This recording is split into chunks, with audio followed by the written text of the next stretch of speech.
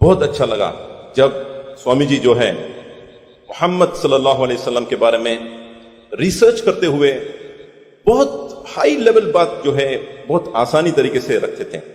मैं उनको ये पूछना चाहूंगा, ये चेंजेस कैसा शुरू हुआ आपके अंदर? यानी आप पहले एकदम ऑपोजिट थे, वो जो किताब पहले जो किताब लिखे टोटली एंटी इस्लामिक था, बाद में अभी जो है आप एकदम पॉजिटिव अंदाज में, ब्यूटीफुल अंदाज में, बहुत सारे मौलवी भी आपको मैच नहीं कर सकते। पूरे मौलवी करके नहीं बोलता, बहुत सारे यानी उलमा में भी हर आदमी के पास जो है वो जो बोलने का तरीका जो है हर आदमी के पास नहीं हो सकता। तो उस अंदाज में आप जो बोल रहे हैं बहुत डीप स्टडी करते हुए आप लोगों के सामने आ रहे हैं, तो what is the transition phase, कैसा हुआ? ओम पूर्णमदः पूर्णमिदं पूर्णात् पूर्णमुदच्यते पूर्णस्य पूर्णमादाय पूर्णमेवावशिष्यते ओम शांति शांति शांति। एक अखबार निकलता है उत्तरी भारत में, दैनिक जागरण, बहुत मशहूर, सबसे ज्यादा पाठक हैं उसके। उसमें एक लेख छपा था, दंगे क्यों होते। बल्लाज मधोक, जो बुजुर्ग लोग हैं उनको जानते होंगे बल्लाज मधोक को, उन्होंने एक लेख लिखा था और कुरान मजीद की कुछ आयतें दी थी। तो वो आयतें देखने के लिए कि क्या वास्तव में सही है कि नहीं, मैं इलाहाबाद में एक दुकान में गया और मौलाना फतेह मोहम्मद खान साहिब जालंधरी और मौलाना अब्दुल पारिक साहब की हिंदी का अनुवाद ले आया और उसमें हमने देखा तो वो कुरान मजीद की वो आयत वैसे ही मौजूद थी। तो मुझे लगा कि ये बात सही है और मैंने किताब लिखी इस्लामिक आतंकवाद का इतिहास।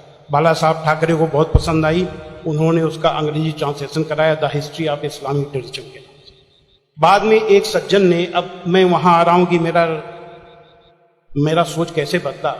मुंबई के एक व्यापारी ने मुझसे कहा कि स्वामी जी आप जो काम कर रहे हो उसमें फंड की जरूरत है, फंड आपको नहीं मिल रहे, आप ऐसा करिए किताब इस्लाम पर लिखिए अमेरिका के लिए कि वास्तव में इस्लाम से अमेरिका को खतरा, तो आपको अच्छा खासा आपको वहां से रॉयल्टी मिलेगी, आपके सारे काम चल जाएंगे। लेकिन वो बड़ी किताब होनी चाहिए। उसको लिखने के लिए मैंने हजरत मोहम्मद सल्लल्लाहु अलैहि वसल्लम की जीवनी पढ़ी। जब जीवनी पढ़ी तो जो कुरान मजीद की आयतों को मैंने आतंकवाद से जोड़ा था कि इन आयतों की वजह से आतंकवादी बनते हैं, लेकिन जीवनी पढ़ने के बाद मुझे लगा कि ये आयतें आतंकवाद को रोकने के लिए हैं, आतंकवादियों को। सुभान अल्लाह।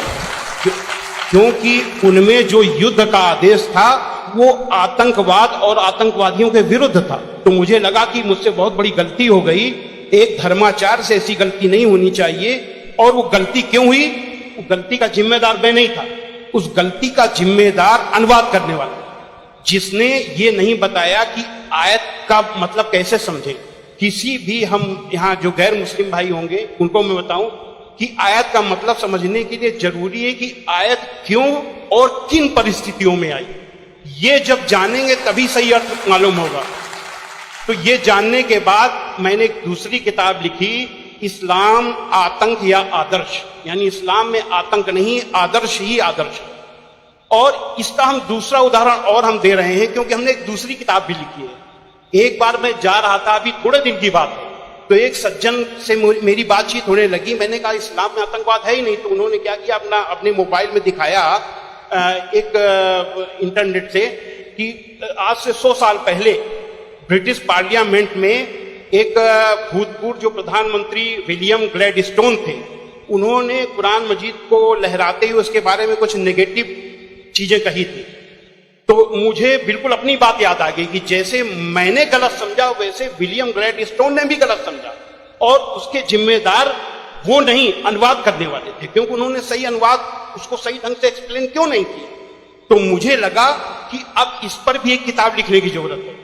तो मैंने एक दूसरी किताब लिखी है, कुरान जीने की कला। वो अंग्रेजी हिंदी में है, वो छप चुकी है जामिया नगर में, जो जमात इस्लामी के मरकज से छपी है। अंग्रेजी में इस्लाम एंड आर्ट ऑफ लिविंग के नाम से अंग्रेजी में भी छपे। अब इन सारी चीजों जो मैंने इस्लाम को देखा, कुरान को देखा, उसके हिसाब से मैं एक छोटे से निष्कर्ष पे पहुंचा कि इंसान में इंसानियत लाने के तरीके का नाम इस्लाम है। और ये जुमला नहीं है, ये जुमलेबाजी नहीं है कि मैं अपने तरफ से मैंने कोई एक मुहावरा कह दिया, एक जुमला फेंक दिया। ये बात दलील के साथ मैं बताऊंगा, और मैंने दलील के साथ देखा है। ये इंसानियत के दुश्मन है, काम, क्रोध, मद, लोभ, मोह, ये दुश्मन है। और कुरान मजीद में इन सब के लिए बहुत ही बड़ी बुराई बताया गया है और रोक लगाई गई है। पहले एक चीज हम काम को ले लेते हैं। काम यानी कि किसी भी महिला को, किसी भी औरत को अपनी बीवी को छोड़ करके, और दुनिया की जितनी महिलाएं हैं उनको अपनी मां, बहन, बेटी समझना, ये कुरान में बहुत ही सख्ती से पालन करने के लिए कहा गया है। अभी तक आप लोगों ने देखा होगा कि जो गैर मुस्लिम भाई सुने कि किसी भी मर्द को देख करके औरत को अपनी निगाहें नीची कर लेना चाहिए, लेकिन कुरान का क्या हुक्म है? कुरान के सूरा 24 आयत नंबर 30 में है, ऐ मोहम्मद मोमिनों से कह दो कि वे अपनी गैर जो भी महिलाएं हैं, जो उनको देख करके अपनी निगाहें नीची रखा करें और अपनी शर्मगाहों की हिफाजत करें। यानी जब सुभान अल्लाह, मर्द जब अपनी पत्नी के सिवा किसी को देखे तो आंख न मिलाए उससे, अपनी निगाहें नीची कर ले और मर्यादा में रहे। ये पुरुष के लिए ये बनाया गया नियम, और यही नियम औरत के लिए भी, दोनों के लिए वही नियम बनाए गए। ये नहीं कि केवल औरत के लिए। कहते हैं कि इस्लाम में औरत को दबाया जाता है, लेकिन मर्द के लिए कितना सख्ती से नियम बनाया गया। तो ये काम के लिए कितनी सख्ती की गई। क्रोध, गुस्सा के लिए सबसे पहले गुस्सा का तरीका इस्लाम में इतना आसान बताया गया कि देख करके मैं सबसे ज्यादा प्रभावित हुआ। कहा जाता है अगर गुस्सा अगर किसी का रुक जाए तो वो पूरा संत बन गया, साधु बन गया।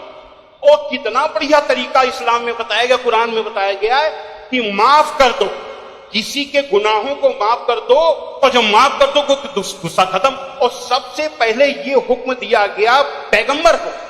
सूरा 7 आयत नंबर 199 में हुक्म आया कि ऐ मोहम्मद माफी का तरीका अपनाओ और भलाई का हुक्म देते रहो और अज्ञानियों से किनारा करो। सबसे पहला माफी का हुक्म अगर आया तो अपने पैगंबर के लिए आया। और ऐसे लोगों को क्या कहा गया? सूरा 3 आयत नंबर 134 में अल्लाह का हुक्म है कि जो लोग तंगी और खुशहाली की हर हालत में अच्छे से अच्छा काम करते हैं और गुस्से को रोकते हैं और लोगों के गुनाहों को माफ करते हैं, तो अल्लाह ऐसे लोगों को पसंद करता है जो ऐसे अच्छा से अच्छा काम करते हैं। हजरत मोहम्मद सल्लल्लाहु अलैहि वसल्लम पर कुरान उतरने के बाद आपके दिल में उतर गई, दिल में उतरने के बाद आपके कर्मों में उतर गई। आपके एक एक कर्म कुरान में अल्लाह के हुक्म के अनुसार हुआ करते थे। आपने पहले खुद अपने आचरण में लिया, अपने अखलाक में लिया, तब दूसरों को बताया। फतेह मक्का के दिन वो अबू सुफियान जो आपके खिलाफ मक्का की एक एक लड़ाई में आपके खिलाफ नेतृत्व करते थे, जब वो सामने पड़े फतेह मक्का के दिन, तो हजरत मोहम्मद सल्लल्लाहु अलैहि वसल्लम ने कहा कि आज अबू सुफियान को माफी, और जो अबू सुफियान के घर में दाखिल हो जाए उसे भी माफी। आज जो अपने घर के दरवाजे बंद कर ले उसे माफी, जो मस्जिद में चला जाए उसे भी माफी। अब आप सोचिए, जिस मक्का में कदम कदम पे आपका विरोध था, कदम कदम पे आपके रास्ते पे रोड़े अटकाए गए, और जो 10,000 लोगों की फौज के साथ आप जब पहुंचे तो किसकी हिम्मत थी कि सामने होता? सारे के सारे लोग छिप गए। जब हजरत मोहम्मद सल्लल्लाहु अलैहि वसल्लम ने देखा कि कोई नहीं दिखाई दे रहा, तो बहाना बनाया माफी देने का।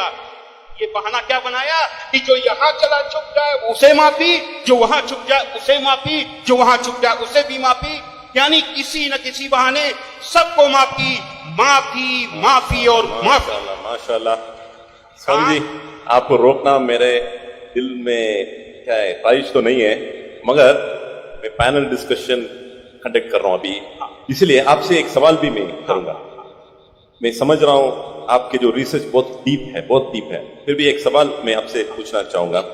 अभी आपको ये रिसर्च होने के बाद क्या आपको ये लग रहा है कि मुसलमान जो आजकल के बहुत सारे मुसलमान जो है वो खुद जितना आपने रिसर्च किए, अक्सर लोग रिसर्च नहीं करें, क्या ये एक वजह हो सकता है? मेरे हिसाब से मैंने जो भी मसाइल यानी समस्याएं दुनिया में देखी हैं, उन सारी समस्याओं का पॉजिटिव हल कुरान मजीद में मौजूद है। बस देखने की जरूरत है। जो ईश्वरी किताबें होती हैं वो बहुत ही रहस्यमयी होती हैं, उनको समझना आसान काम नहीं है। उसके लिए तन और मन दोनों की पवित्रता चाहिए। केवल शरीर नहाया धोया ना हो, केवल शरीर की को पाक करने की ही केवल जरूरत नहीं है, मन को भी पाक करने की जरूरत है। जब शरीर और मन से पाक होकर के आप देखेंगे तो उसका राज समझ में आएगा, आपकी हर समस्या का हल कुरान मजीद में मिल जाएगा।